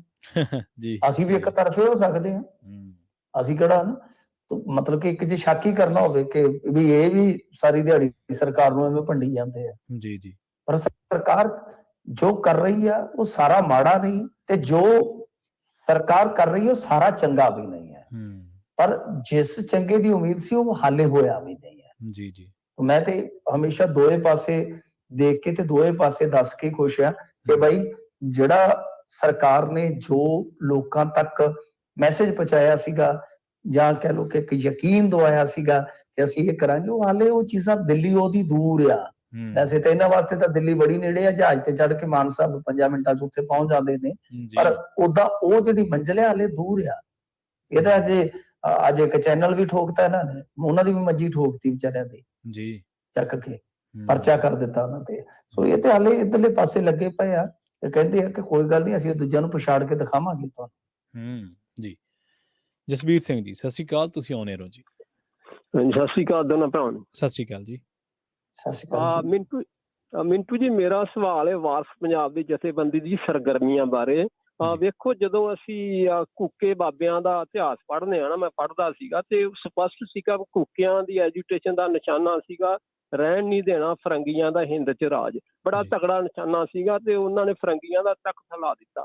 ਫਿਰ ਅਚਾਨਕ ਕੀ ਹੁੰਦਾ, ਉਹਨਾਂ ਦੇ ਕੋਲੋਂ ਡੀਪ ਸਟੇਟ ਨੇ ਟਰੈਪ 'ਚ ਫਸਾ ਕੇ ਮੁਸਲਮਾਨ ਜਿਹੜੇ ਬੁੱਚੜ ਸਨ ਮਰਵਾ ਦਿੱਤੇ ਜਾਂਦੇ ਨੇ, ਤੇ ਫਿਰ ਕੀ ਹੁੰਦਾ ਵੀ ਕੇਸ ਚੱਲਦੇ ਨੇ, ਬਾਬਾ ਰਾਮ ਸਿੰਘ ਕਾਲੇ ਪਾਣੀ ਚਲੇ ਜਾਂਦੇ ਨੇ, ਬਾਕੀ ਕੂਕਿਆਂ ਨੂੰ ਧੋਪਾਂ ਨਾਲ ਉਡਾ ਦਿੱਤਾ ਜਾਂਦਾ, ਐਜੂਟੇਸ਼ਨ ਲਗਭਗ ਖਤਮ ਹੋ ਜਾਂਦੀ। ਹੁਣ ਮੈਂ ਗੱਲ ਕਰਨ ਲੱਗਾ ਵਾਰਸ ਪੰਜਾਬ ਦੀ ਜਥੇਬੰਦੀ ਦੀ, ਜਿਹੜੀ ਦੀਪ ਸਿੱਧੂ ਦੀ ਸੋਚ ਤੇ ਆਈ ਹੈ ਵੀ ਪੰਜਾਬ ਤੇ ਪੰਥ ਦਾ ਨਿਸ਼ਾਨਾ ਹਮ ਰੱਖ ਪਾਤਸ਼ਾਹੀ ਦਾਵਾ ਤੇ ਫਸਲਾਂ ਦੇ ਨਾਲ ਅਸੀਂ ਨਸਲਾਂ ਬਚਾਉਣੀਆਂ ਨੇ। ਜਦੋਂ ਆਪਣਾ ਅੰਮ੍ਰਿਤਪਾਲ ਸਿੰਘ ਜਦੋਂ ਪੰਜਾਬ 'ਚ ਹੁੰਦਾ, ਸ਼ੁਰੂਆਤ ਬੜੀ ਵਧੀਆ ਹੁੰਦੀ ਹੈ, ਉਹਨਾਂ ਨੇ ਗੁਰੂ ਦਾ ਅੰਮ੍ਰਿਤ ਛਕਾਇਆ ਤੇ ਜਿਹੜੀ ਨਸ਼ਿਆਂ ਦੇ ਨਾਲ ਨਸਲਕੁਸ਼ੀ ਹੋ ਰਹੀ ਸੀ ਉਹ ਇੱਕਦਮ ਥੰਮ ਦਿੱਤੀ ਜਾਂਦੀ। ਹੁਣ ਖਬਰਾਂ ਆ ਰਹੀਆਂ ਨੇ ਜਦੋਂ ਇਹ ਆਪਣਾ ਮਰਿਆਦਾ ਦੇ ਵਿਵਾਦ 'ਚ ਫਸ ਜਾਂਦੇ ਨੇ, ਕੁਰਸੀਆਂ ਮੇਜ਼ਾਂ ਵਾਲੇ ਚੱਕਰ ਦੇ ਵਿੱਚ, ਫਿਰ ਮੈਨੂੰ ਐਂ ਲੱਗਦਾ ਵੀ ਇਹ ਅੰਮ੍ਰਿਤਪਾਲ ਸਿੰਘ ਵਾਲਾ ਵੀ ਜਿਹੜਾ ਹੈ ਨਾ, ਇਹ ਵੀ ਕਿਤੇ ਕੂਕਿਆਂ ਵਾਲਾ ਹਸਰ ਨਾ ਹੋ ਜਾਏ, ਵੀ ਡੀਪ ਸਟੇਟ ਦੇ ਟਰੈਪ 'ਚ ਫਸ ਕੇ ਜਥੇਬੰਦੀ ਦਾ ਨੁਕਸਾਨ ਨਾ ਹੋ ਜਾਏ। ਮਿਹਰਬਾਨੀ ਜੀ। ਦੇਖੋ ਜਸਵੀਰ ਸਿੰਘ ਜੀ, ਤੁਸੀਂ ਸਾਡੇ ਲਾਇਕ ਤੇ ਸਵਾਲ ਘੱਟ ਹੁੰਦੇ ਤੁਹਾਡੇ, ਤੁਸੀਂ ਆਪਣੀ ਗੱਲ ਕਰਦੇ ਹੋ ਕਿ ਡੀਪ ਸਟੇਟ ਨੂੰ ਤੁਸੀਂ ਹਰੇਕ ਗੱਲ ਤੇ ਜਿਵੇਂ ਇਹ ਡਿਸੀਜਨ ਕਿਹਦੇ ਆ, ਮਤਲਬ ਕਿ ਡਿਸੀਜਨ ਵੀ ਤੁਹਾਡੇ ਤੋਂ ਡੀਪ ਸਟੇਟ ਦਵਾ ਰਹੀ ਹੈ। ਉੱਥੇ ਖੜ ਕੇ ਫੈਸਲਾ ਲਿਆ ਜਾ ਰਿਹਾ ਹੈ ਕਿ ਬਈ ਆਹ ਚੀਜ਼ ਆਪਾਂ ਕਰਨੀ ਹੈ, ਤਾਂ ਫਿਰ ਤੁਸੀਂ ਤੇ ਇੱਕ ਸਵਾਲ ਆਪਣੇ ਸਵਾਲ ਚੋਂ ਹੀ ਖੜਾ ਕਰ ਰਹੇ ਹੋ ਕਿ ਸ਼ਾਇਦ ਡੀਪ ਸਟੇਟ ਇਹ ਸਾਰਾ ਮਿਲ ਕੇ ਕਰ ਰਹੇ ਨੇ। ਜੀ ਜੀ। ਤੋ ਇਹ ਜਸਬੀਰ ਸਿੰਘ ਜੀ ਤੁਹਾਡੀ ਗੱਲ ਕਿੱਧਰ ਨੂੰ ਜਾ ਰਹੀ ਹੈ ਕਿ ਡੀਪ ਸਟੇਟ ਕੂਕਾ ਲਹਿਰ ਵੇਲੇ ਵੀ ਸੀ, ਡੀਪ ਸਟੇਟ ਅੱਜ ਵੀ ਹੈ। ਉਹ ਡੀਪ ਸਟੇਟ ਇੰਨੀ ਜ਼ਿਆਦਾ ਡੀਪ ਚਲੇ ਗਈ ਹੈ ਕਿ ਉਹ ਡਿਸੀਜਨ ਵੀ ਤੁਹਾਡੇ ਤੋਂ ਆਪ ਹੀ ਕਰਵਾ ਰਹੀ ਹੈ। ਜੀ ਜੀ। ਤੋ ਕੰਮ ਤੇ ਦੇਖੋ, ਤੁਸੀਂ ਨੀਤੀ ਤੁਸੀਂ ਕਰਨੀ ਆ। ਸਟਾਰਟ ਬਿਲਕੁਲ ਵਧੀਆ ਸੀਗਾ, ਮੈਂ ਵੀ ਕੁਝ ਕੰਮਾਂ ਨਾਲ ਮੈਂ ਸਹਿਮਤ ਹੁੰਦਾ, ਆਲਵੇਜ਼, ਭਾਵੇਂ ਕੋਈ ਮੇਰਾ ਵਿਚਾਰਕ ਵਿਰੋਧੀ ਹੈ, ਜੀ ਜੀ, ਚਾਹੇ ਕੋਈ ਵੀ ਹੈ, ਮੈਂ ਹਮੇਸ਼ਾ ਕਿਸੇ 'ਚ ਵੀ ਚੰਗੀ ਚੀਜ਼ ਦੇਖਦਾ ਤਾਂ ਆਪਾਂ ਬਹੁਤ ਉਹਦੀ ਸਰਾਹਤ ਕਰੀਦੀ ਹੈ।